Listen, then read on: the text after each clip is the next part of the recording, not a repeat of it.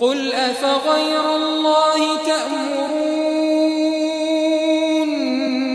أعبد أيها الجاهلون ولقد أوحي إليك وإلى الذين من قبلك لئن أشركت ليحبطن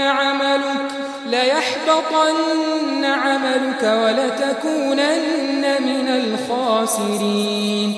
بل الله فاعبد وكن من الشاكرين وما قدروا الله حق قدره والأرض جميعا قبضته يوم القيامة والسماوات مطويات بيمينه سبحانه وتعالى عما يشركون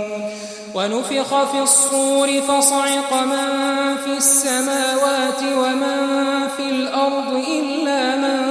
شاء الله ثم نفخ فيه أخرى فإذا هم قيام ينظرون وأشرقت الأرض بنور ربها ووضع الكتاب وجيء بالنبيين والشهداء وقضي بينهم بالحق وهم لا يظلمون ووفيت كل نفس ما عملت وهو أعلم بما يفعلون